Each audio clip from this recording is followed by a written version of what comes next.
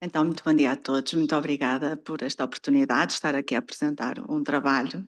Um, e começo primeiro, não querendo parecer velha, mas por dizer que é muito bom rever pessoas que foram tão importantes para o meu trajeto académico e profissional, que remontam a 2003. É verdade, já lá vão uns anos, mas pessoas que me fizeram ser diferente, olhar diferente, na altura ainda uma jovem enfermeira dos cuidados paliativos, mas que fizeram muito, impactaram muito para hoje estar aqui e já ter tanta evidência e tanta procura, e que a área da bioética ser uma área tão especial para mim.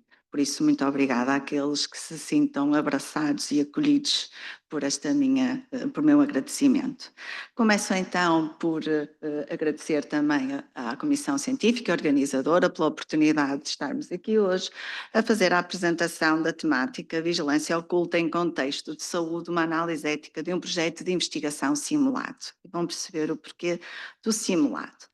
Enquanto enquadramento, o projeto esteve como base de uma análise de um documento do European Textbook on Ethics in Research, e o trabalho consistia numa análise crítica do domínio ético face a um projeto simulado de investigação em saúde que propunha então a vigilância oculta de profissionais sem consentimento informado, com o objetivo de melhorar efetivamente práticas como a adesão à higienização das mãos. A vigilância era não consentida, que levanta de facto questões éticas fundamentais que requerem uma discussão à luz dos referenciais teóricos da bioética e deontológicos. E emergiu-nos então uma questão, que é quando a vigilância se sobrepõe à dignidade, a ciência perde a sua bússola ética. Face a isto, então, definimos objetivos, que foi analisar criticamente um projeto de investigação simulado na área da vigilância oculta, à luz do enquadramento ético e bioético. Como metodologia, é um estudo então qualitativo de natureza teórica, baseado numa análise ética, normativa e documental, de que está então neste documento que depois vocês vão poder aceder, e esta análise teve como base os princípios fundamentais da bioética, os valores sociais e a validade científica, a Declaração de Helsínquia, as diretrizes do Council of International Organization for Medical Science e, claro, do Código Deontológico dos Enfermeiros. A análise visou identificar potenciais violações éticas e propor recomendações de boa prática. Esta análise emergiu de um momento de avaliação de uma formação em bioética e direito de um grupo constituído por 6 elementos, tendo com o intuito então de aplicar estes referenciais, fazer um exercício de revisão de um projeto de simulação e claramente aqui dar um parecer mediante uma hipótese de uma comissão de ética para a saúde. Isto foi a base que fez emergir este trabalho. Aqui está assim o QR Code que vocês podem aceder para ver o original, o texto original, e então punha em causa a avaliação de diferentes intervenções, este projeto, para melhorar então a adesão à higienização das mãos por parte dos profissionais num ambiente hospitalar.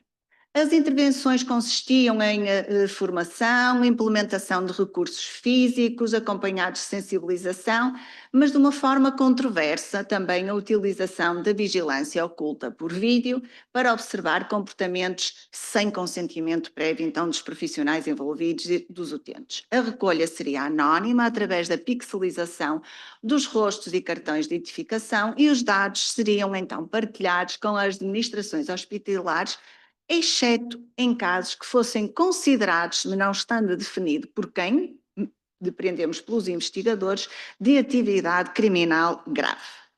Aqui está a tradução que fizemos, isto encontra-se no documento que mencionei na página 45, destaquei a bold aquilo que fui falando na apresentação. E passo agora então para uma análise que começou pelas grandes questões que se levantaram. É eticamente legítimo vigiar profissionais de saúde sem o seu consentimento? Pode a vigilância ser ética quando é invisível, mesmo com alegado benefício coletivo, quando como se protege a autonomia e dignidade dos envolvidos? E é legítimo sacrificar a autonomia em nome da segurança do doente? Isto foram as questões que emergiram logo da nossa análise. Fizemos sempre quadros para todas as áreas que analisamos, em que eu apenas me vou debruçar nos argumentos.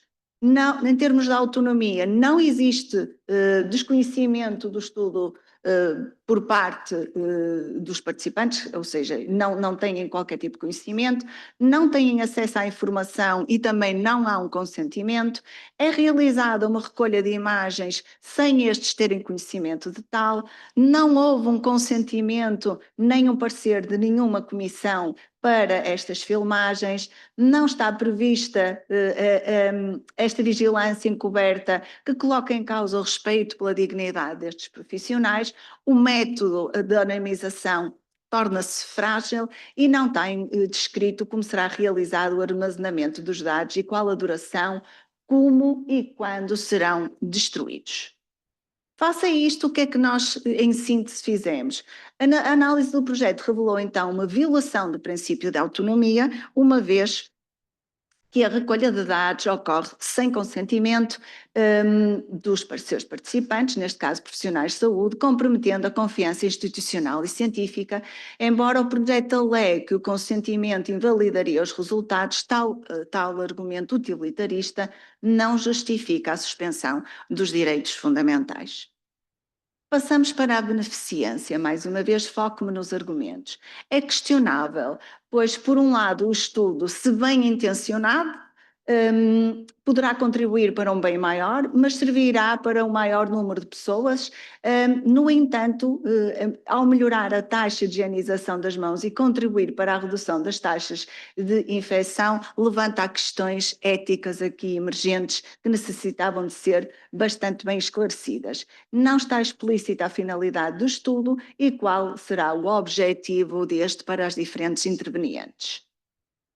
O que é que percebemos? Que a nível do plano do princípio da beneficência, embora o objetivo geral aponte para a melhoria das práticas e da segurança do doente, a proposta carece de fundamentação científica sólida, não apresentando um diagnóstico de situação, nem evidência que sustente todas as intervenções, sendo que para nós carecia de facto de, inicialmente, e para justificar este estudo, de um diagnóstico de situação inicial. Quanto à não maleficência, a recolha de dados, onde e como vão ser guardadas, por quanto tempo, quando é que serão destruídas, o profissional tem o dever de cumprir boas práticas, não cumprido e não sendo alertado para tal, poderá ter um efeito negativo a nível dos cuidados e não integra oportunidades de melhoria. Não está descrito o efeito de vigilância encoberta possa ter nos participantes, nem a nível da mitigação desses efeitos, e aqui pode haver um impacto negativo nos profissionais quando a investigação for divulgada, e já que temos aqui um médico na área da saúde mental, poderá aqui dar aportes, dado que não sabemos que consequências é que poderão ter após terem, que sentimentos irão emergir quando souberem, para além da falta de honestidade da equipa de investigação, a falta de confiança e a ausência daqui de um parecer de uma comissão de ética para autorizar o estudo. Assim sendo, quanto à não maleficência, a ausência de um plano de mitigação de danos, a recolha de imagens não consentidas e o impacto psicológico nos profissionais, quando tomarem conhecimento desta vigilância oculta, constitui um risco que não estão minimamente contemplados e como serão minimizados. Justiça e equidade. Existe, a nosso ver, uma coação camuflada na participação. O estudo impõe riscos desproporcionais sem oferecer qualquer benefício aos seus intervenientes e a ausência de consentimento pode configurar um tratamento desigual em relação a outros estudos similares. Por outro lado, sendo um estudo multicêntrico, também emergiu aqui no nosso pensamento que não está considerada as diferenças culturais da sua implementação em diversos contextos, como por exemplo a África e a comparação à Europa, porque a disponibilização quer de recursos, quer mesmo a perspectiva cultural sobre a vigilância epidemiológica e a capacidade de adesão à higienização das mãos podem variar significativamente logo em termos de equidade na sua distribuição de benefícios e riscos. Assim, ao nível da justiça, destaca-se esta ausência de equidade.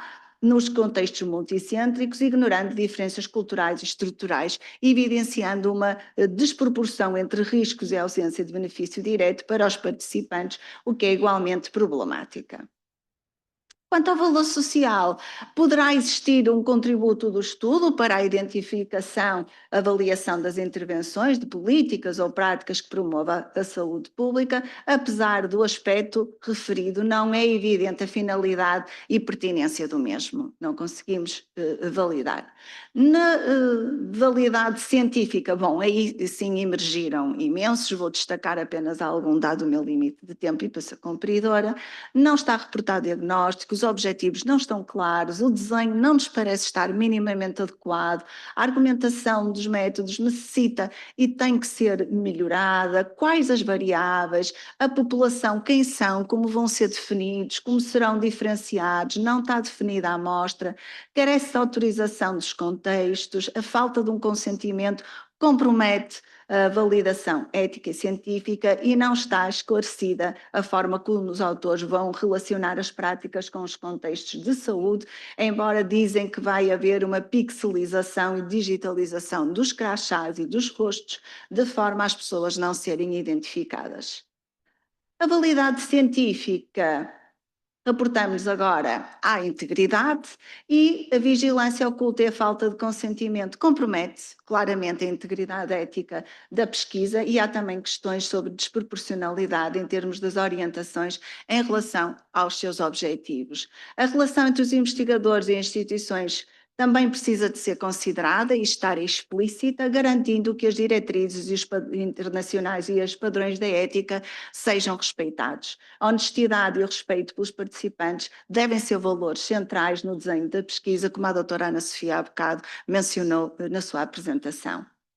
Quanto à matriz ética, o que é que emergiu da nossa análise? A integridade da investigação está comprometida, a nosso ver, por falta de transparência e o valor social, ainda que potencial de trazer benefícios, encontra-se fragilidade pela indefinição do plano de divulgação e aplicação dos seus resultados.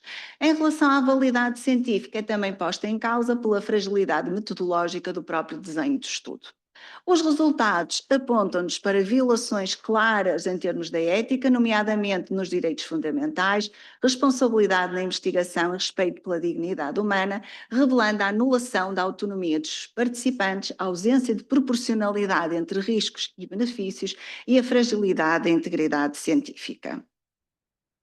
Então, em termos de simulação, o que é que nós analisamos? Que o estudo tem potencial, de facto, para um valor social, a base do seu raciocínio traz contributos para a redução das infecções em contexto de saúde, no entanto, também apresenta desafios éticos que precisam aqui de ser bem analisados, como o respeito pela autonomia e a integridade científica e em termos da sua proporcionalidade.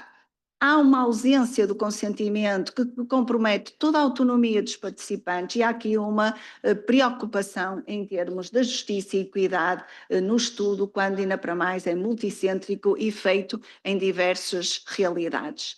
Em termos dos objetivos e da metodologia, necessita de estar mais evidenciada, levanta questões sobre a sua validade científica e também não está previsto os impactos psicológicos que se possa ter posteriormente nos participantes. A integridade da pesquisa também está comprometida pela falta de transparência e de mecanismos de proteção dos sujeitos envolvidos. Então, o que é que nós decidíssemos que se fôssemos uma comissão de ética?